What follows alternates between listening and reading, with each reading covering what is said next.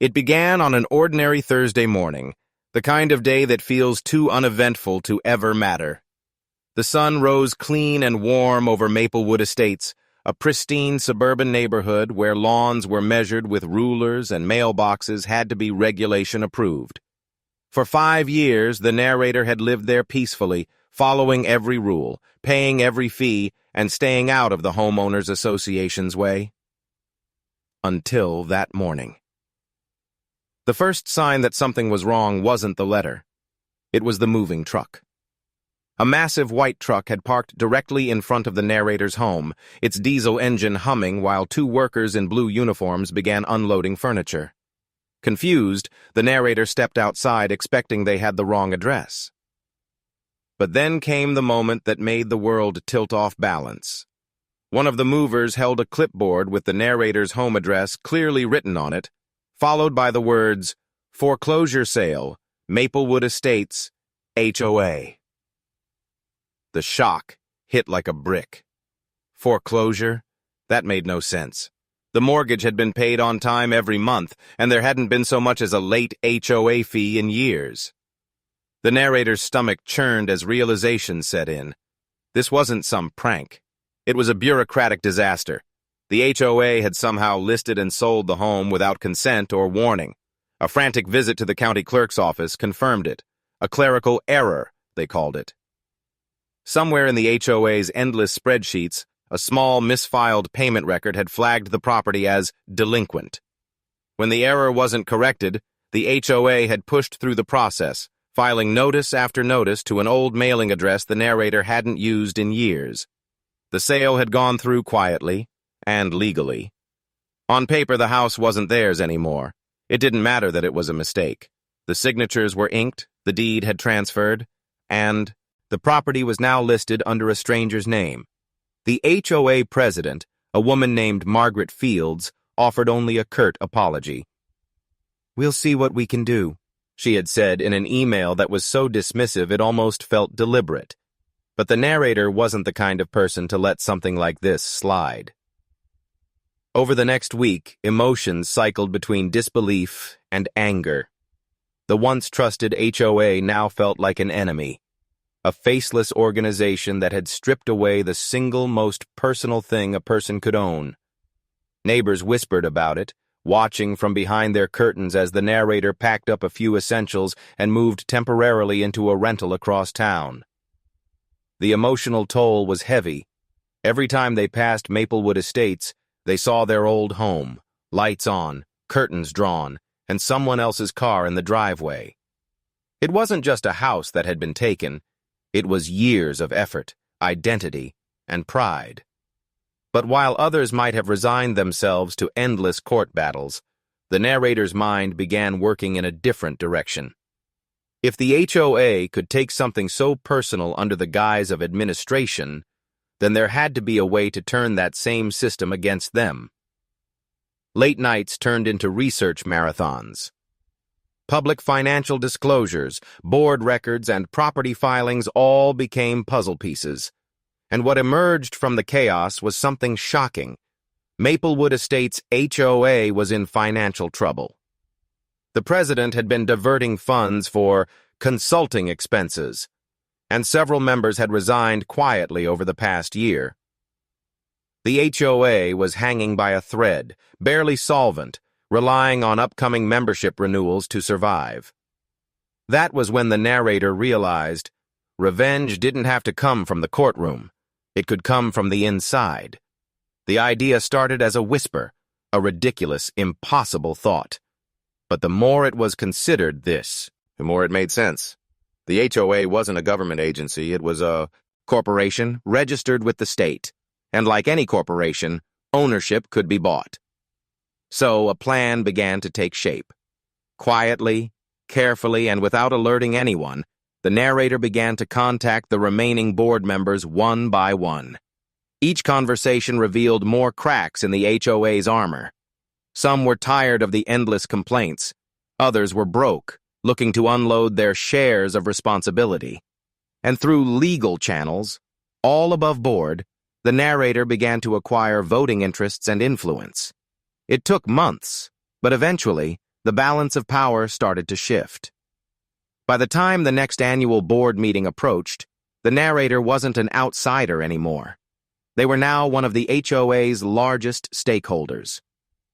Meanwhile, Margaret Fields, still smug and oblivious, had no idea that the very person whose house she'd sold was now preparing to take her chair.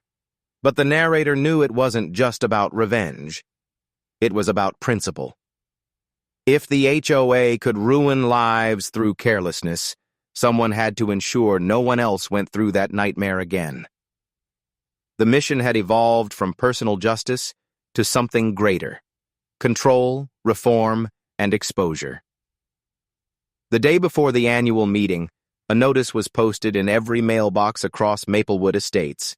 It announced the upcoming election for HOA president and the introduction of a new candidate, a name everyone in the neighborhood recognized.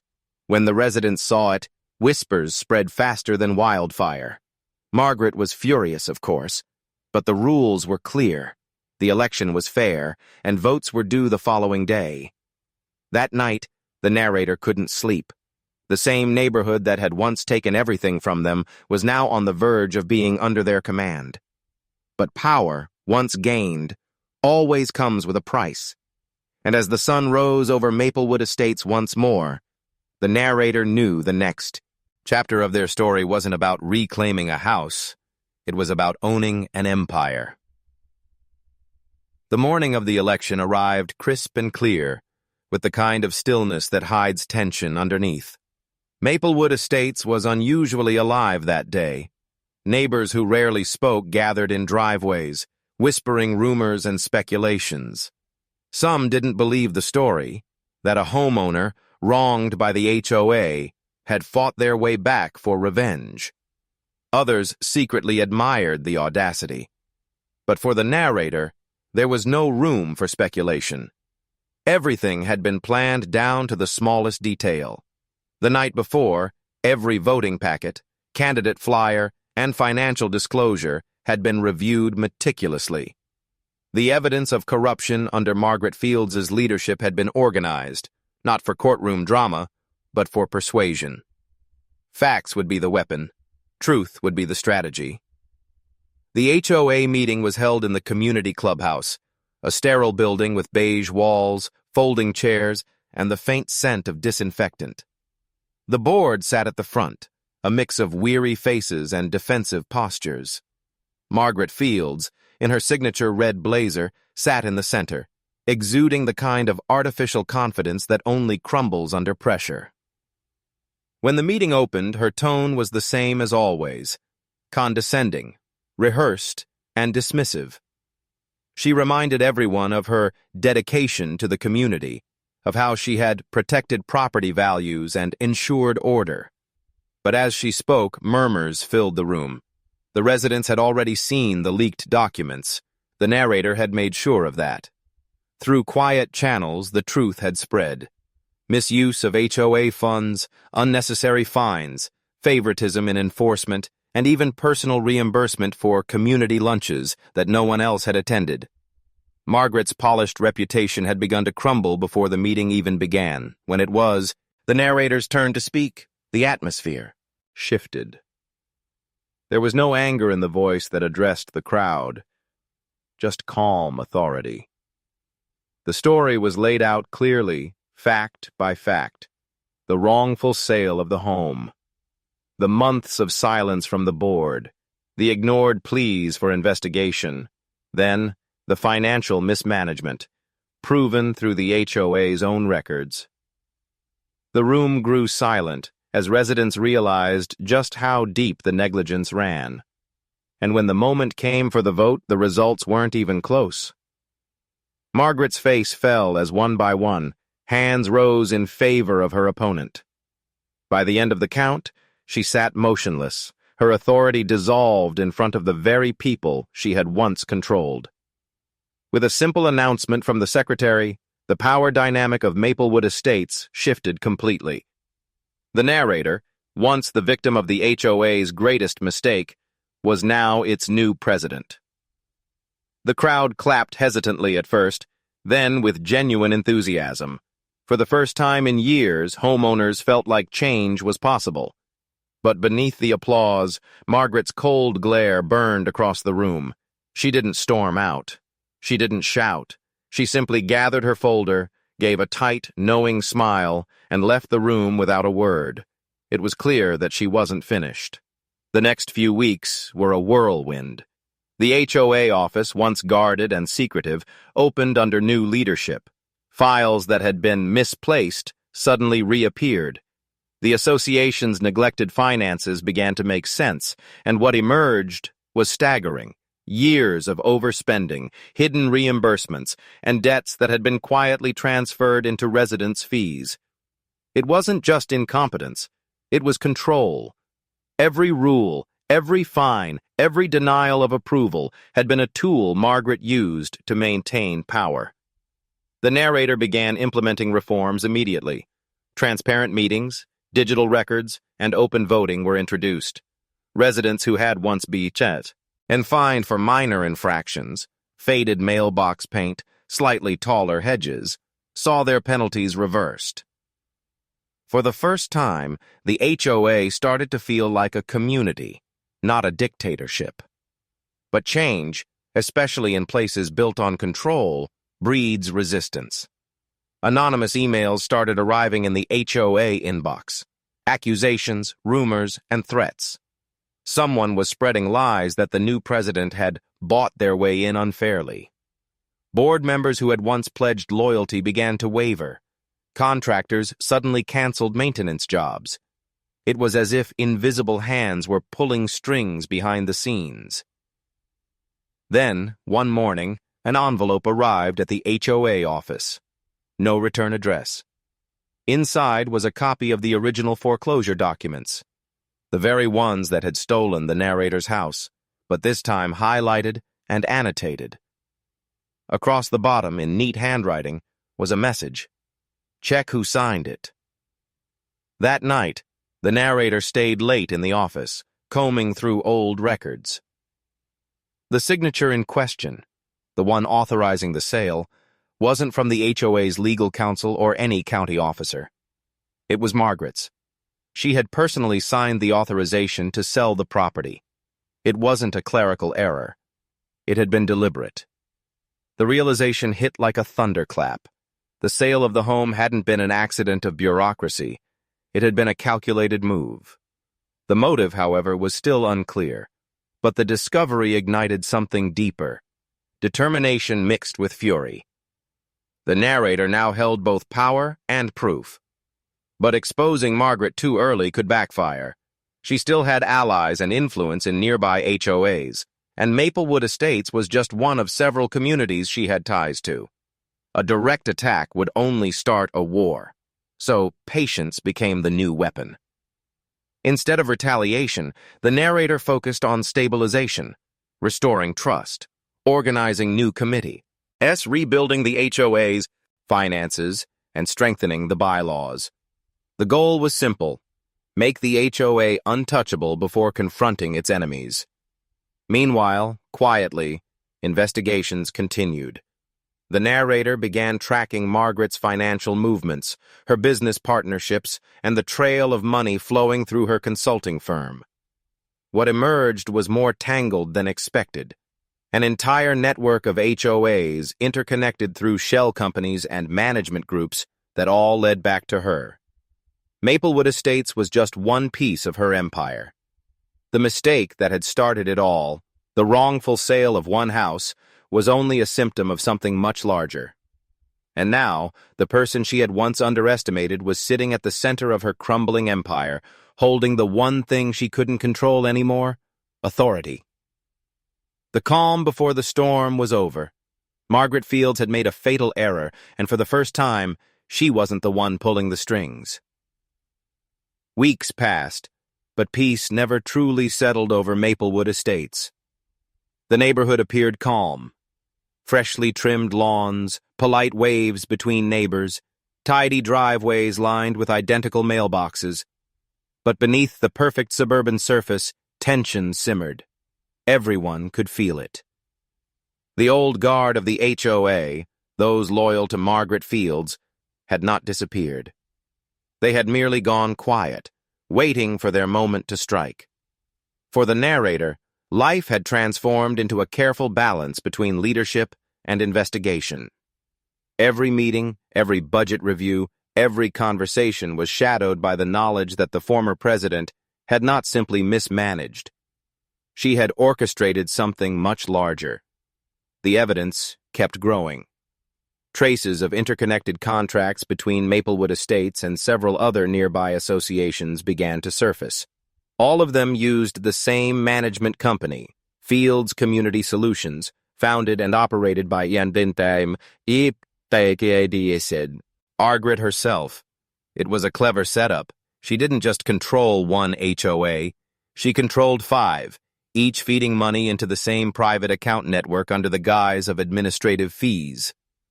On paper, it looked legitimate.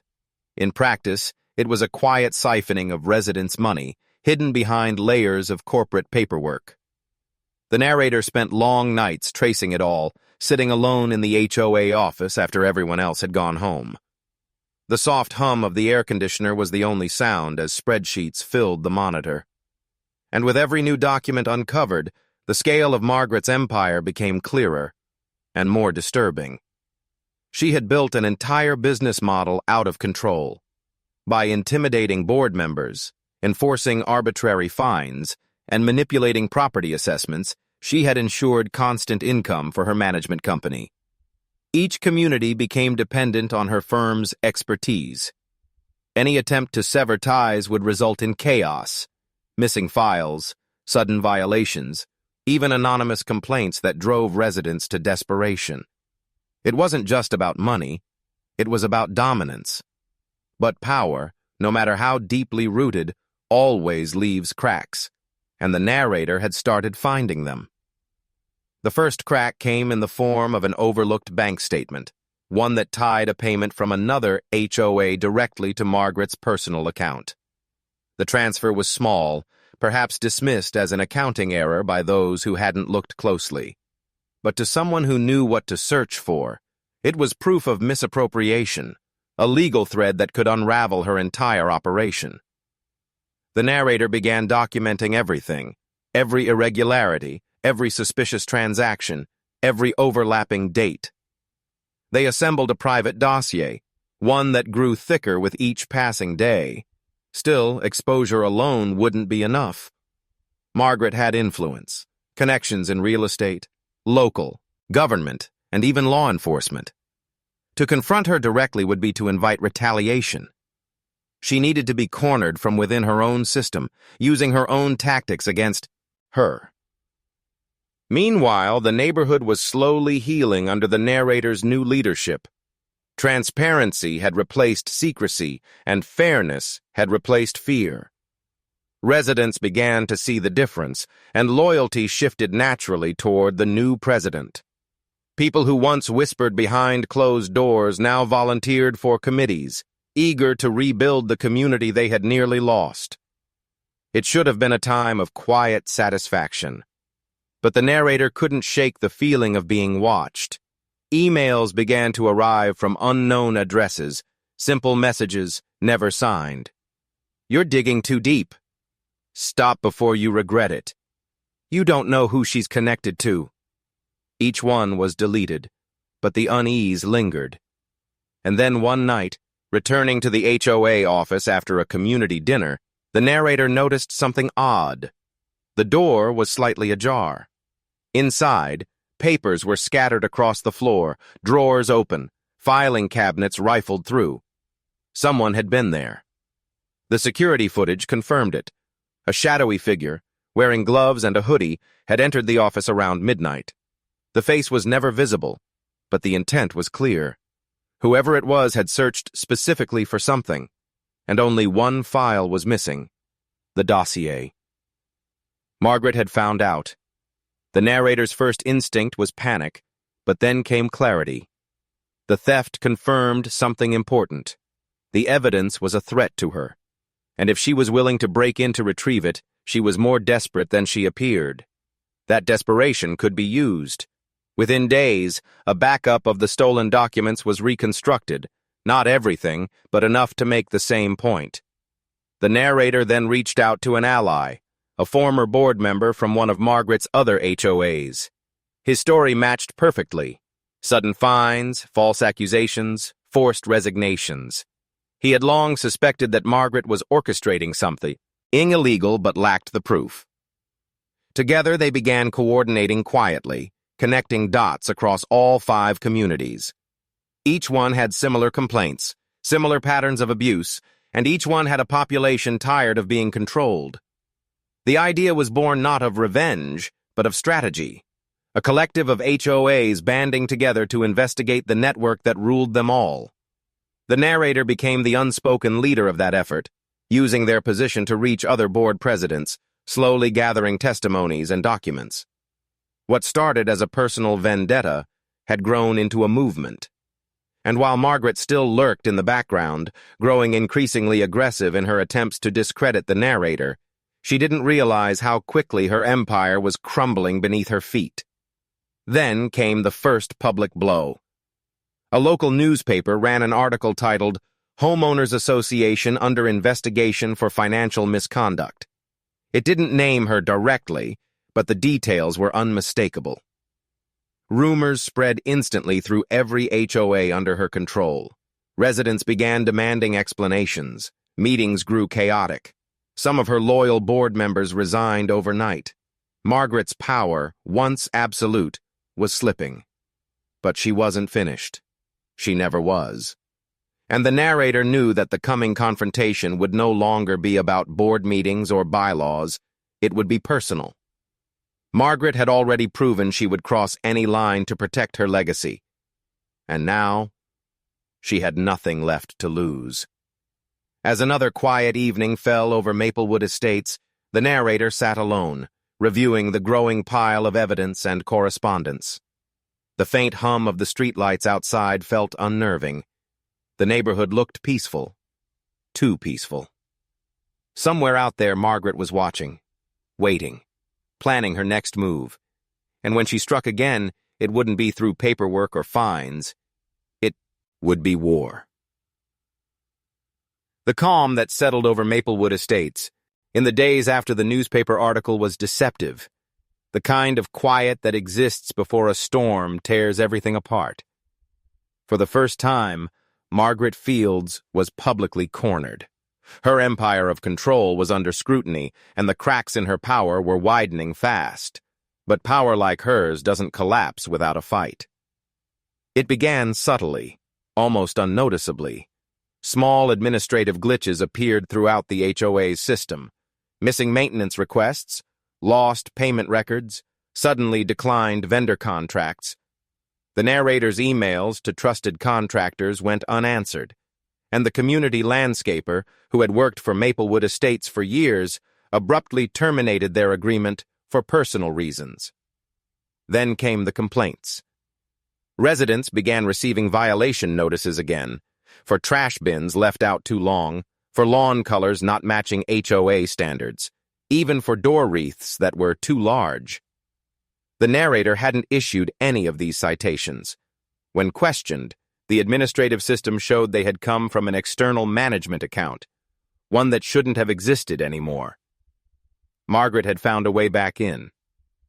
Through old access codes, retained from her time as president, she had quietly regained entry into the HOA's digital infrastructure. And now, she was using it to sabotage everything the new leadership had built. The narrator quickly locked down the accounts, resetting passwords, reissuing access keys, and contacting the software provider. But the damage was already spreading. Homeowners were furious, thinking the new administration had betrayed its promise of fairness. Trust, once rebuilt, was cracking again. Meetings turned heated. Accusations flew. Whispers began to circulate that maybe the old president hadn't been so bad after all. Margaret was winning the psychological battle, but beneath the surface, she was unraveling. Anonymous. Sources began leaking information to the narrator, documents, internal memos, and even a few voice recordings from Margaret's remaining allies. She had become paranoid, calling emergency meetings with her other HOAs, screaming about traitors and plants.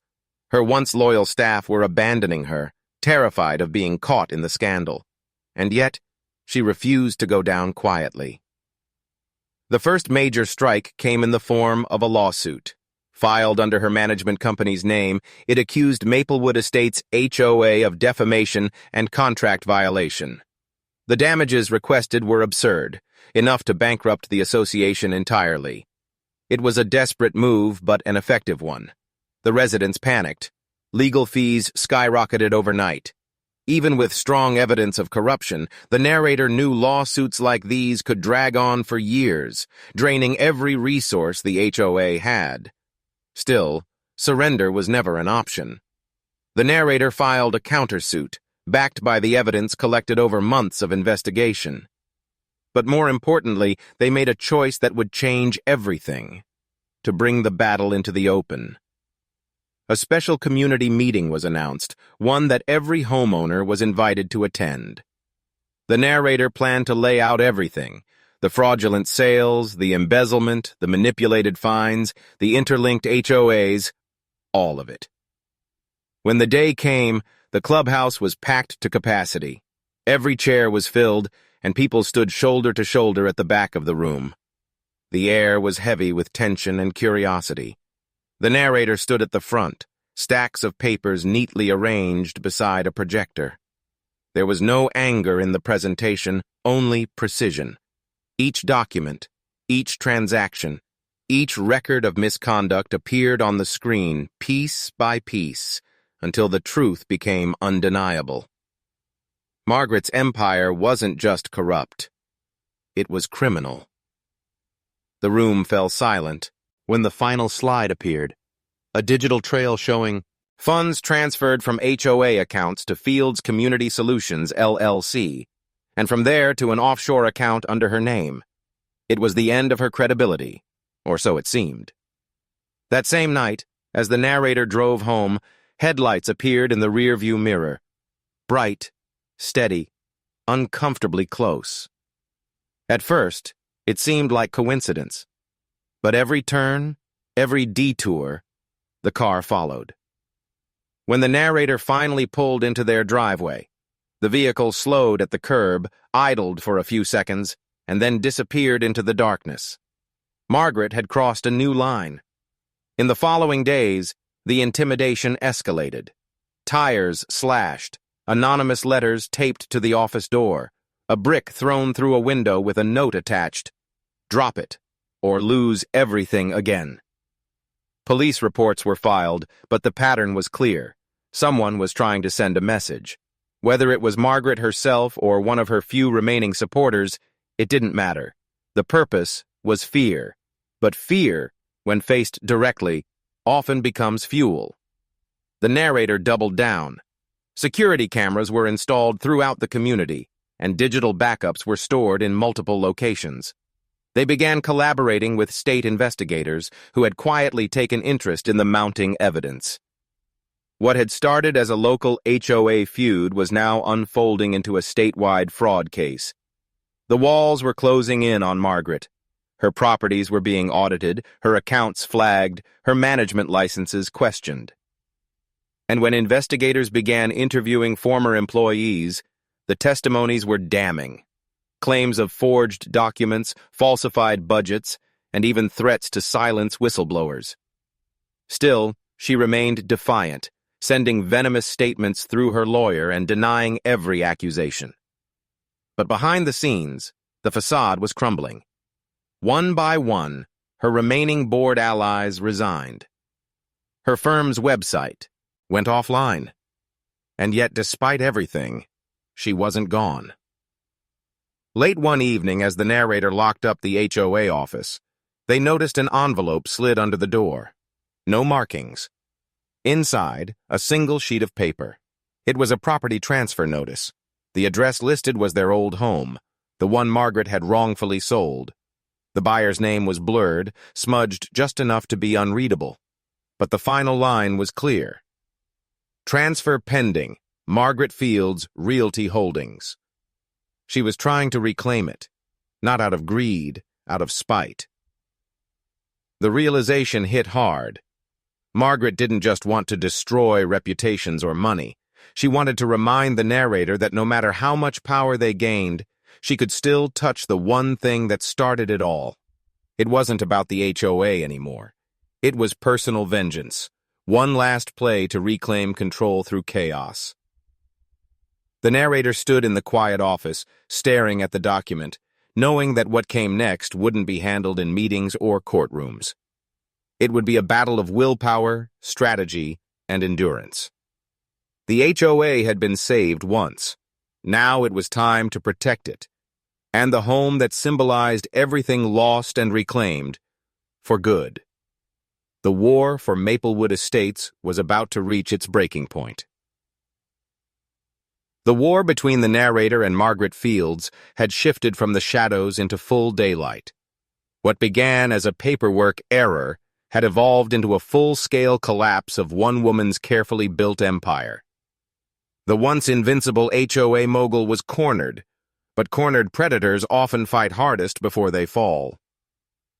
In the days following the mysterious property transfer notice, the narrator prepared for the inevitable confrontation.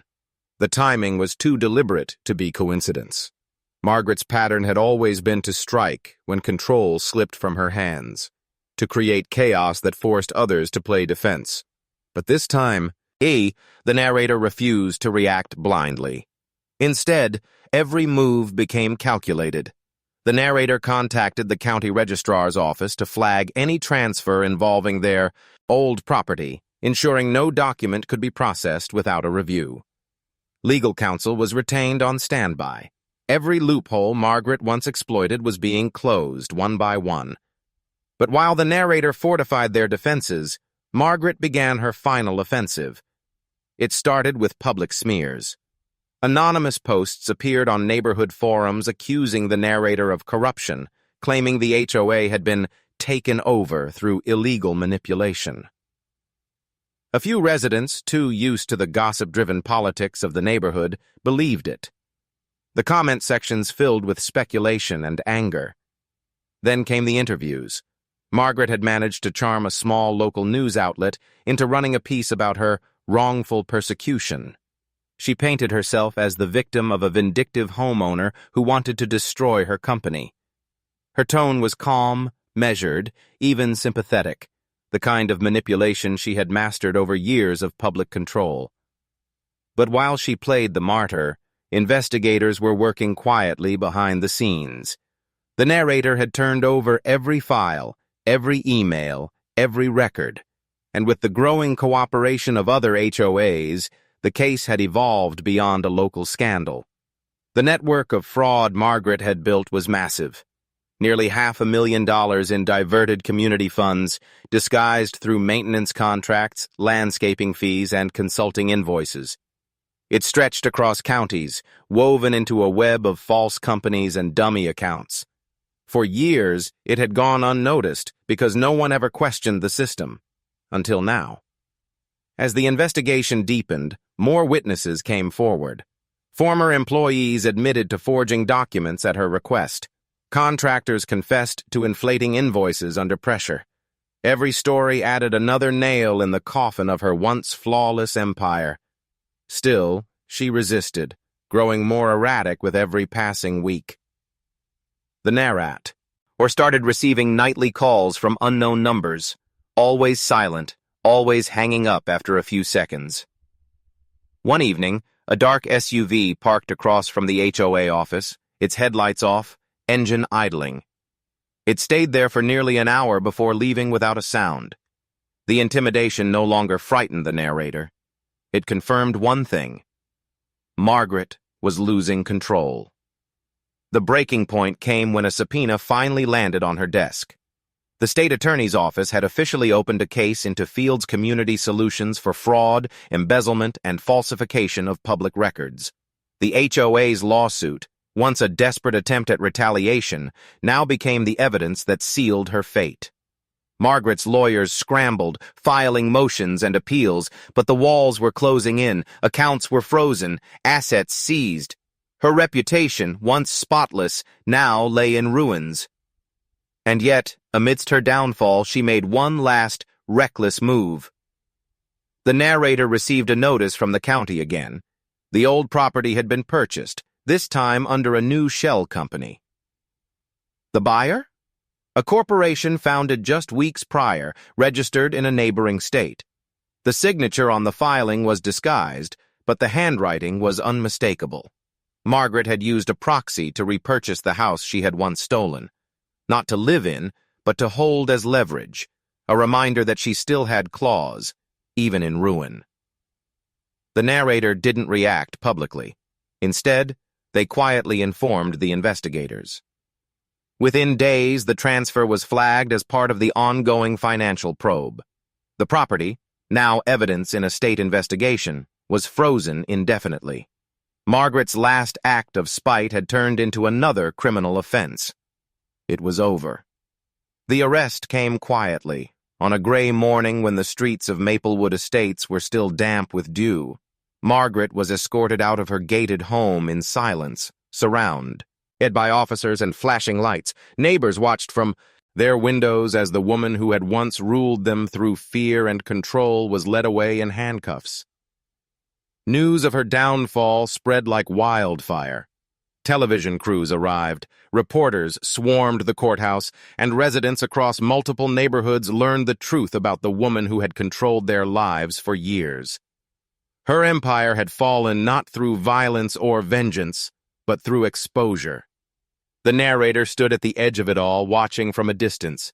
There was no sense of triumph, only relief. Years of manipulation, fear, and injustice had finally been dragged into the light. But victory in stories like these never comes without cost. The HOA's finances were battered. The community had been divided by months of tension.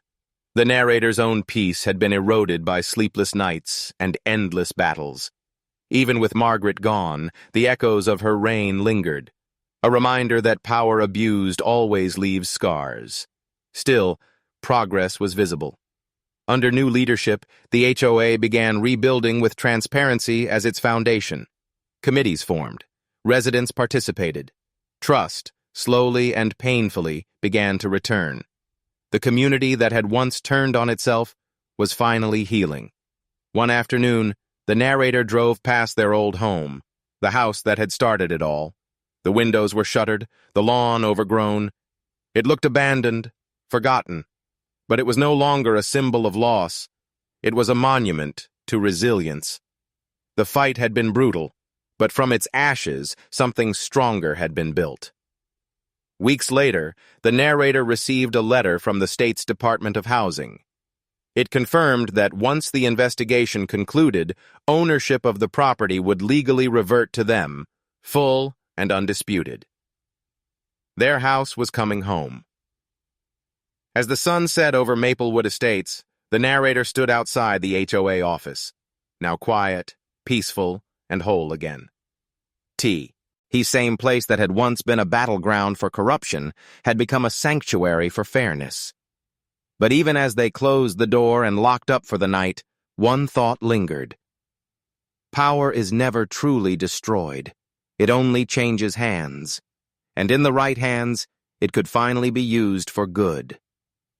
The empire that once thrived on control had collapsed. But from its ruins, something far greater had been born. Accountability. Months passed, and the dust that once clouded Maplewood Estates began to settle. The air felt lighter, the neighbors kinder, and the endless hum of conflict had faded into a calm rhythm of ordinary life. Yet beneath that calm, a quiet sense of transformation lingered, not just in the neighborhood, but in the narrator themselves. The story that had begun with loss had evolved into something far greater than revenge. What started as a desperate attempt to reclaim a stolen home had turned into a complete reformation of an entire system, a system that had long preyed on compliance and fear. Margaret Fields was gone. Her name, once spoken with a mix of authority and dread, was now met only with silence. Her company, Fields Community Solutions, had been dissolved by court order, its assets liquidated to repay damages.